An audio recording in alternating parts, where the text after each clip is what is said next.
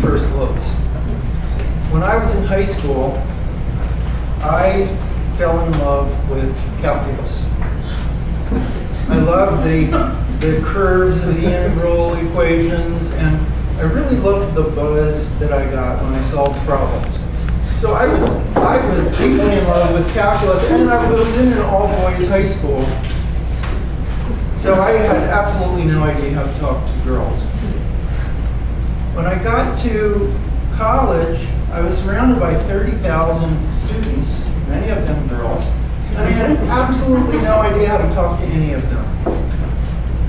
So I ended up being very lonely, and around my second year, I started to realize this was a serious problem. I thought I would learn how to dance.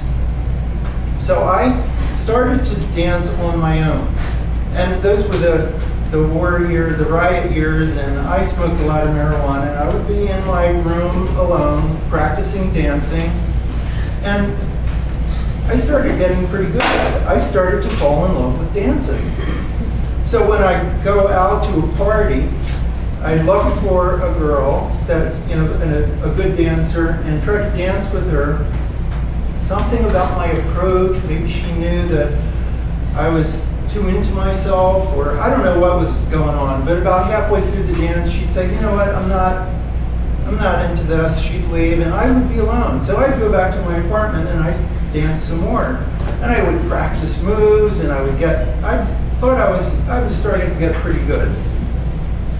But I made it all the way through college without really connecting with a woman.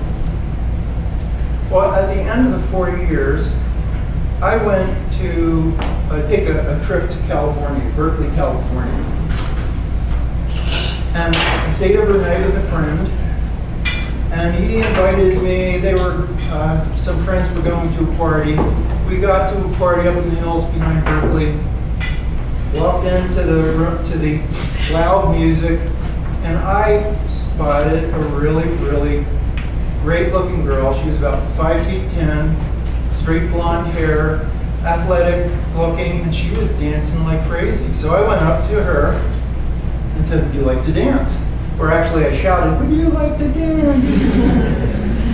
And she said, "Sure." So we were dancing, and about halfway through the dance I looked up, and she was looking me in the eyes, and she was smiling.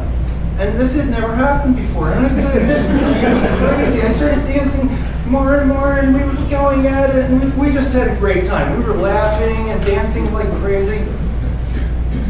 So naturally, at the end of the night, I asked her if I could get in touch with her. I went over to visit her the next day, and bam, we just hit it off. I mean, they were just such an opposites attract kind of thing. I was this swarthy East Coast Jewish kid who was angry at everything and thought everything was miserable. And she had this great California, bubbly, sunshiny look at view on life. And there must have been something about that attracted us to each other, because I think we were in bed for the next 2 months. But at some point, the hypnosis started to wear off, and we started to realize that there wasn't a lot else going on. I didn't know really how to speak to women. I didn't really know how to be in a relationship, really. And this quickly disintegrated into a realization this just wasn't working. So